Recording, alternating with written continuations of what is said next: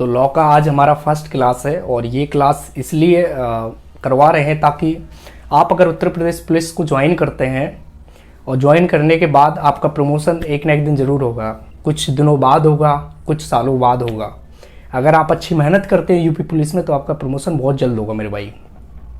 तो आप कांस्टेबल से जब एसआई बनोगे, यूपी एसआई बनोगे, तो आपको एक चीज़ की जो बहुत ज़्यादा ज़रूरत पड़ती है उसे बोलते हैं दोस्तों मौलिक विधि, यानी कि कानून, इन्फॉर्मेशन जानने की। कानून वैसे तो हर इंसान का हक है कानून जानने का, हमारे भारत में जितने सारे लोग हैं सबको कानून जानने का हक है, लेकिन इम्पोर्टेंट ये होता है कि आप कानून को किस तरीके से जानते हो। काफ़ी सारे लोग कानून के बारे में कुछ भी नहीं जानते, उन्हें कानून को कोई नॉलेज नहीं होती। लेकिन मेरे दोस्त, मैं आपको आज कानून की जो फर्स्ट चैप्टर है वो आपको समझाऊंगा कि आखिरकार कानून होता क्या है। तो समझते हैं। पहले मैंने पीछे लिखा हुआ विधि। विधि का सिंपल सा मतलब होता है, विधि कानून वो चीज़ होती है कि समाज को सही रूप से चलाने के लिए विधि का होना जरूरी है, उसे ही कानून कहते हैं।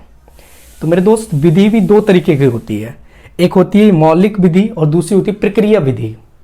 मौलिक विधि मेरे दोस्त समझते हैं, मौलिक विधि में भी 3 टाइप आते हैं और प्रक्रिया विधि में भी 3 टाइप्स ही आते हैं। तो मौलिक विधि 3 टाइप्स के होते हैं, लेकिन इनमें सिर्फ हम एक ही चीज़ पढ़ेंगे।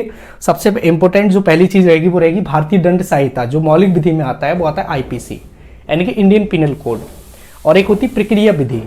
प्रक्रिया विधि में भी 3 टाइप्स होते हैं, लेकिन हम सिर्फ और सिर्फ भारतीय दंड संहिता और दंड प्रक्रिया विधि को पढ़ेंगे। दंड प्रक्रिया संहिता। अब सबसे पहले इंपॉर्टेंट बात आती है कि आखिरकार भारतीय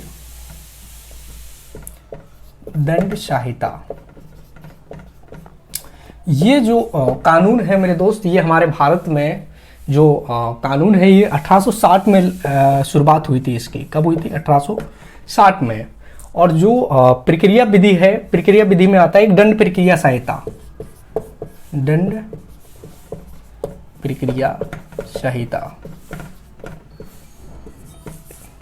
ये मेरे दोस्त 1973 में लागू हुआ था हमारे भारत में, और ये लागू करने वाले हमारे प्रेसिडेंट यानी कि राष्ट्रपति द्वारा मेरे दोस्त ये लागू हुआ था।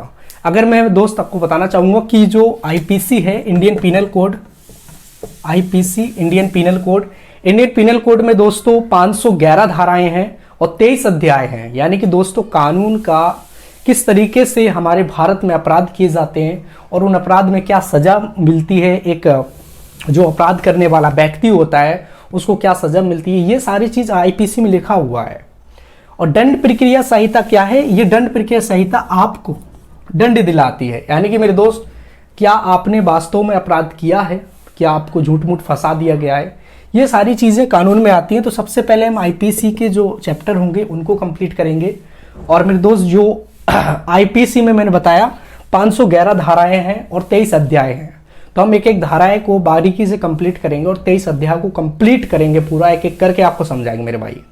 तब तक के लिए आज के लिए इतना ही मेरे दोस्त। Finally best of luck. काफ़ी दिनों बाद वीडियोज आया था, मैंने सोचा क्यों ना आज के एक चैप्टर डाल ही देता हूँ। कुछ समय निकाल के मैंने ये वीडियो बनाया है।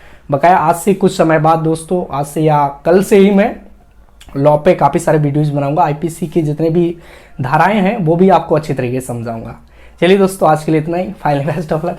Thank you.